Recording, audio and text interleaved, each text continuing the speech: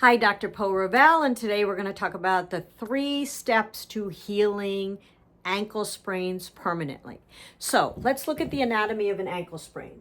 This is the retinaculum. This is a band of tissue on the inner ankle and outer ankle that holds in all the muscles and ligaments to the foot. An ankle sprain always involves the retinaculum, and it always involves some level of tendon or muscle strain or damage.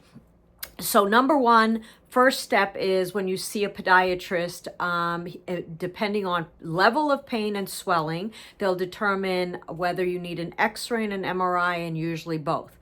An x-ray will give you bone issues like a fracture, and an MRI will give you tendon issues like a sprain, or a tear. And depending on what comes out from that, and level of pain and amount of swelling, you will go into step 1, which is some level of immobilization.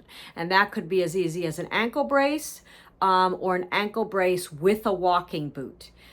So that's number 1, level of immobilization based on testing. Number 2, you will have some level of activity because recent data is that we don't fully rest an ankle sprain because we get a lot of muscle wasting. So you will, in an ankle sprain, if it's just an ankle brace, my rule of thumb is minimum 2 weeks, and we put you in a regular shoe and limited activity. That means you can walk, but nothing else.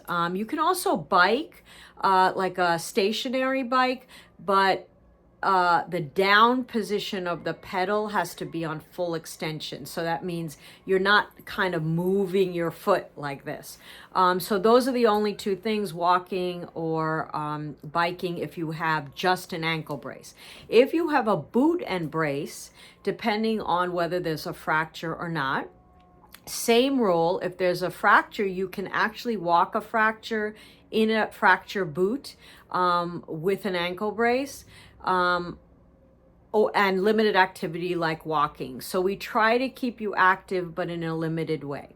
That's the second step, some level of activity. Third step, once you're out, once your doctor decides, hey, you're healing or healed, that's 2 to 4 weeks. I never go more than 4 weeks without evaluating the patient.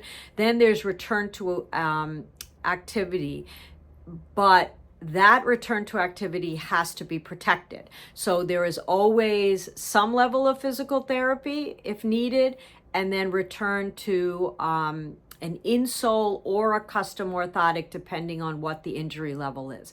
If you don't do all 3 of these steps, that's why we hear once an ankle sprainer, always an ankle sprainer. Not necessarily so. Level of immobilization is step number 1 based on testing.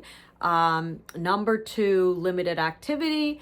And number 3, return to activity with physical therapy and some level of insole. So I hope that helps, and you do not have to be a chronic ankle sprainer.